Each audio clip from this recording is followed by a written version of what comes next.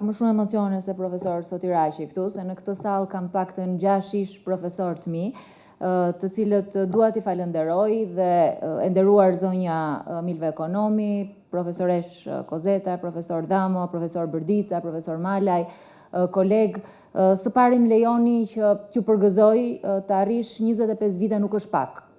Është 25 vite punë, 25 vite përkushtim, 25 vite integritet dhe me të vërtet profesioni juaj i mishëron këto më së miri. Së dyti dua t'ju falenderoj për bashkëpunimin që kemi pasur në vitet e shkuara. Gjatë angazhimit tim në politik, jo në pak momente ne kemi bashkëpunuar, duke nisur nga ligji që diskutuam pak vite më parë për rolin e kontrollorit, auditusit, kontabilistit dhe njëkohësisht funksioni që ai do të kryej, duke vazhduar me taksën e profesioneve të lira, ku ne ishim bashkë në gjykatën kushtetuese, e duke vijuar me çdo reformë tjetër ku ju keni qenë aktiv si një zë i pavarur, si një zë i fortë, por akoma dhe më shumë si një zë profesional. Kontabiliteti sigurisht që mbart shumë vlera, që në gjykimin tim i afrohen një besimi, ka përkushtim, ka rigorozitet, ka ndershmëri dhe përpara se ta njiha në auditor unë kisha një përshtypje komplet tjetër. Si studente ndoshta mendoja që nuk kishte për të na hyrë ndonjëherë në punë kontabiliteti dhe ai përkushtimi që profesor Raqi na angazhonte ne të gjithëve, po në fakt gjatë karrierës dhe angazhimit tim jo pak herë më është dashur që këtë profesion ta përdor edhe në punën time, jo vetëm si profesioniste, po njëkohësisht edhe në politikë. Në një rast të caktuar, për shembull në analizën e kontratave koncesionare, partneritete publike-private, në rastin e një komisioni hetimor që unë kam drejtuar të inceneratorëve, zgjidhjen e kam gjetur gjithmonë te kontabiliteti. E kam gjetur gjithmonë zgjidhjen tek bilancet, e kam gjetur gjithmonë zgjidhjen tek ajo forma e tës që si studente mendoja nuk do më hynte në punë, po që në fakt më kanë hyrë në punë jo pak herë gjatë angazhimit tim.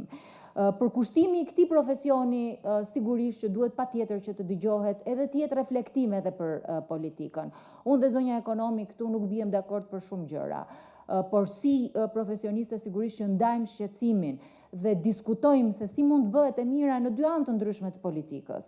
Dhe më vjen keq që kjo nuk ndodh me shumë kolegë tjerë, por bashkë kemi zhvilluar këtë dhe u shpresoj që ta mbajmë. Dhe për të dy gjërat që u diskutuan këtu unë bie dakord.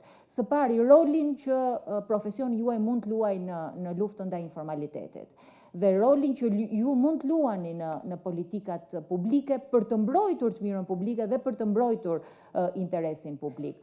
Në jo pak raste, mendimi juaj më vjen keq që nuk është dëgjuar. Kur u ndëshua taksa nga një takse shesh në progresive, unë mendoj që ne duhet kishim pasur një debat të hapur me profesionin tuaj, edhe për ndikimin që do të kishte kjo në ekonomi, në politikat publike, po njëkohësisht edhe në biznese, sepse në fund ditës sigurisht që ka dy anë të ndryshme. Është një rrugë në këtë moment shumë e vështirë në cilën ndodhet Shqipëria. Është rruga e procesit të integrimit. Dhe kjo rrugë e procesit të integrimit duhet përdorur për ta përmirësuar jo vetëm profesionin tuaj, po njëkohësisht edhe ekonominë. Për t'i parë standardet e Bashkimit Evropian jo si një listë që duhet plotësuar, por si një normë, një vlerë dhe një standard të ri i cili duhet arritur edhe nga biznesi, edhe nga ekonomia.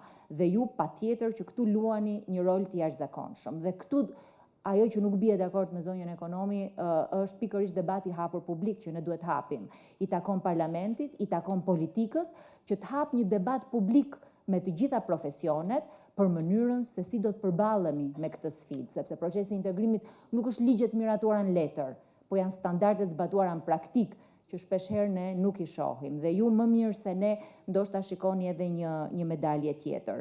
Ndërkohë që sot bota sigurisht që ka ndryshuar, nga libri i madh i regjistrit, sot kontabiliteti është vendosur në cloud dhe që unë besoj që Zysh Kozeta këtu do diskutoj gjërësisht. Aplikacionet mbajnë shënimet, ndërkohë që teknologjia dhe blockchain sigurisht na jep mundësinë që të kemi edhe një pikpamje tjetër. Por implementimi i këtyre reformave kërkon patjetër ekspertizën tuaj, kërkon patjetër integritetin tuaj.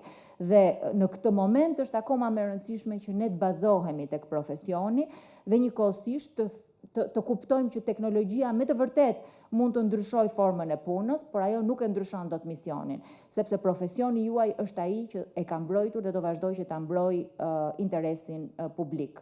Dhe në këtë epokë digjitale, transformimi mund të jetë i paparashikueshëm, po nga ana tjetër, besimi që ju sillni është besimi që i duhet sot ekonomisë, është besimi që i duhet sot biznesit, është besimi që i duhet sot individëve.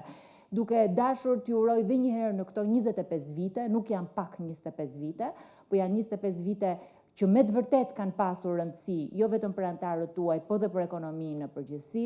Unë uroj shumë që në të ardhmen të vazhdoni të ruani të njëjtin standard dhe integritet për të qenë të pavarur, për të qenë të besuar, po njëkohësisht për të bërë atë që shumë pak e kanë bërë, t'ju ndjekin nga pas, sepse me të vërtet profesioni juaj është një profesion dhe institucioni juaj është me të vërtet një institucion që ka vendosur standarde. Faleminderit dhe përgëzime.